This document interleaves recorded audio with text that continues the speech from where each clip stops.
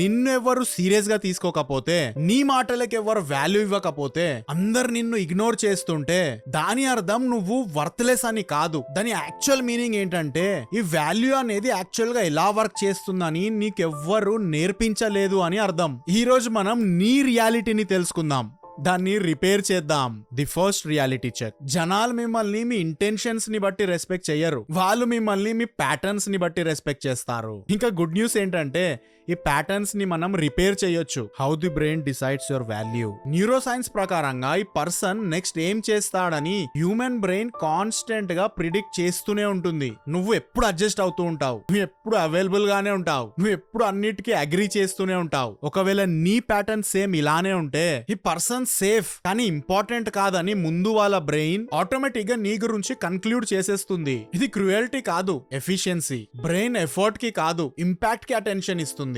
Solution number 1, change the pattern, not your personality. నువ్వు rude అవ్వాల్సిన అవసరం లేదు, నువ్వు ఇంటెన్షనల్ అవ్వాలి. సో ఈ రోజు నుండి నువ్వు ఇలా స్టార్ట్ చేయి. అన్నిటికంటే ఫస్ట్ నువ్వు ఎస్ చెప్పే ముందు ఎప్పుడో ఒక పౌజ్ ఇవ్వాలి. రిప్లై ఇచ్చే ముందు కొంచెం టైం తీసుకోవాలి. ప్రతిదానికి రియాక్ట్ అవ్వడం కాదు, డిసైడ్ చేయాలి. నువ్వు ఇచ్చే చిన్న చిన్న పౌజెస్ కూడా ముందు వాళ్ళ బ్రెయిన్ నిన్ను కేటగరైజ్ చేసే విధానాన్ని చేంజ్ చేసేస్తుంది. కైండ్నెస్ అనేది ప్రాబ్లం కానే కాదు. ముందుగా అసలు ఈ కన్ఫ్యూజన్ నే క్లియర్ చేద్దాం. కైండ్ గా ఉండడం నీ వాల్యూని తగ్గించదు, లిమిట్స్ లేకుండా కైండ్ గా ఉండడం తగ్గిస్తుంది. Why over adjusting makes you invisible. Psychology దీన్ని సోషల్ ఎక్స్చేంజ్ థియరీతోని ఎక్స్ప్లెయిన్ చేస్తుంది. ప్రతి రిలేషన్షిప్ లో బ్యాలెన్స్ ఉండాలి. నువ్వు రిసీవ్ చేసే దానికంటే ఎక్కువ ఇస్తున్నావంటే, అన్కంఫర్టబుల్ గా ఉన్నా అక్కడే స్టే చేస్తున్నావంటే, కాన్ఫ్లిక్ట్స్ అవాయిడ్ చేయడానికి అడ్జస్ట్ అవుతున్నావంటే, నా నీడ్స్ బొంగులో నీడ్స్ అని ముందు వాళ్ళకి నువ్వు అన్నోయింగ్లీ చెప్తున్నావని అర్థం.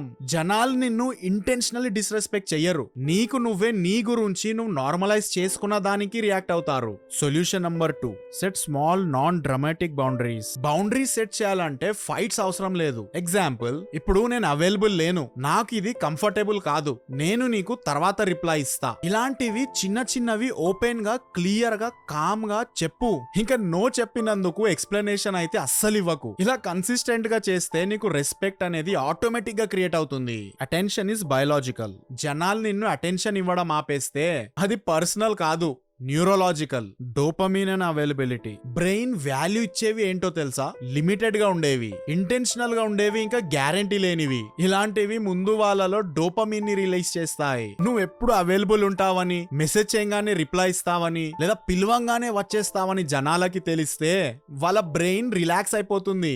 ఇంకా రిలాక్స్ అయిన బ్రెయిన్ నీకు రెస్పెక్ట్ మాత్రం అస్సలు ఇవ్వదు, నిన్ను జస్ట్ కన్జ్యూమ్ చేస్తుంది, అంటే అవసరానికి వాడుకుంటుంది. Solution number 3, reduce access, not warm. ఇంకా నువ్వు కంప్లీట్ గా సైలెంట్ గా అయిపోవాల్సిన అవసరం కూడా లేదు. జస్ట్ ప్రతిసారి ఇన్స్టెంట్ గా రిప్లై ఇవ్వకు, ఎప్పుడు నువ్వే స్టార్ట్ చేయకు, ఇంకా ప్రతి విషయాన్ని ఓవర్ ఎక్స్టెండ్ కూడా చేయకు. ఈ స్కేర్సిటీ అనేది ఆరోగెన్స్ కాదు, self management. Confidence is quiet. Confidence అంటే ఎక్కువ మాట్లాడడం కాదు, కాన్ఫిడెన్స్ అంటే తక్కువ ఎక్స్ప్లెయిన్ చేయడం. Why over explaining weakens your image. Psychology ప్రకారంగా ఓవర్ ఎక్స్ప్లెయిన్ చేయడం అనేది ఫియర్ బేస్డ్ బిహేవియర్. నువ్వు అసలు ఓవర్ ఎక్స్ప్లెయిన్ ఎందుకు చేస్తావో తెలుసా? నీకు రిజెక్షన్ అన్న, డిసప్రూవల్ అన్నా, మిస్అండర్స్టాండింగ్ అన్నా భయమేస్తుంది. కానీ నువ్వు ఇలా చేస్తే మాత్రం నీ బ్రెయిన్ అనేది ఈ పర్సన్ కి తన పైన అసలు నమ్మకమే లేదని ఇంటర్ప్రిట్ చేసుకుంటుంది. Solution number 4, practice clear short statements. I'm sorry, నేను యాక్చువల్ గా ఏం చెప్పాలనుకుంటున్నాను అని అనకుండా నువ్వు చెప్పాల్సింది ఏంటంటే,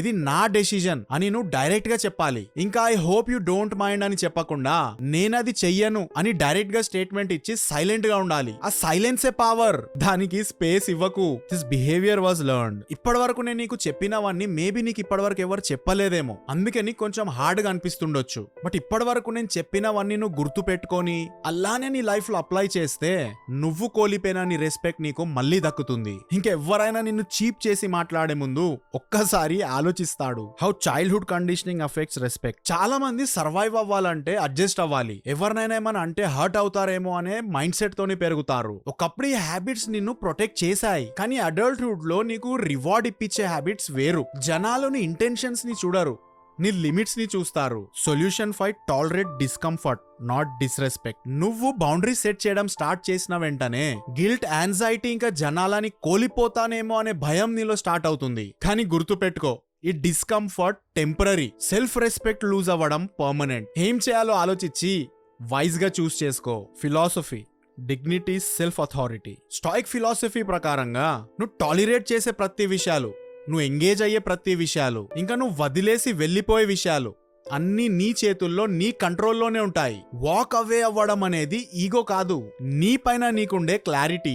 నీ వరకు ఈజీగా రీచ్ అవ్వలేని అనుకున్నప్పుడే జనాలు నీకు ఇంకెక్కువ వాల్యూ ఇస్తారు. Solution 6, let action speak. ఎవరైనా నిన్ను రిపీటెడ్ గా డిస్రెస్పెక్ట్ చేస్తుంటే, నీ బౌండరీస్ ని ఇగ్నోర్ చేస్తుంటే ఇమ్మీడియట్ గా వాళ్ళతోని ఇంటరాక్షన్ తగ్గించేసాయి. వాళ్ళతో ఎలాంటి మాటలు పెట్టుకోకు, అలానే డ్రామాలు పెట్టుకోకు. ఎందుకంటే ఇలా చేసినప్పుడు డిస్టెన్స్ అనే మెసేజ్ నీ బ్రెయిన్ ఇమ్మీడియట్ గా అర్థం చేసుకుంటుంది. Ask your self this.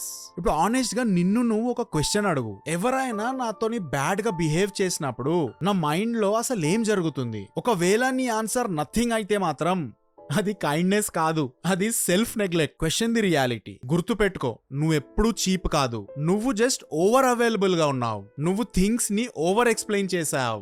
నిన్ను నువ్వు ఎప్పుడు ప్రొటెక్ట్ చేసుకోలేదు, ఇంకా నీ స్టాండ్ నువ్వు ఎప్పుడు తీసుకోలేదు. అంతే. ఇవన్నీ నువ్వు ఆపేసిన రోజు, నీ లిమిట్స్ ని సెట్ చేసిన రోజు, నీ డిగ్నిటీని చూస్ చేసుకున్న రోజు జనాలు నువ్వు చెప్పేది వినడం స్టార్ట్ చేస్తారు. ఏదో నువ్వు మారిపోయావని కాదు, నీకు నువ్వు రెస్పెక్ట్ ఇచ్చుకోవడం స్టార్ట్ చేసావని. ఫైనల్ గా నేను నీకు చెప్పేది ఏంటంటే, ఈ రియాలిటీని క్వశ్చన్ చేయి, నీ కండిషనింగ్ ని క్వశ్చన్ చేయి. ఎప్పుడు అప్రూవల్ కన్నా నీ వాల్యూని చూస్ చేసుకో. ఐ హోప్ ఈ వీడియో నీకు హెల్ప్ఫుల్ అవుతుందని అనుకుంటున్నాను. నేను ఇంకో రియల్ లైఫ్ ప్రాబ్లమ్ తో ఇంకో వీడియోలో నీ ముందుకు వస్తాను. టిల్ దెన్ చూస్తుండండి క్రిటిక్స్ టీవీ.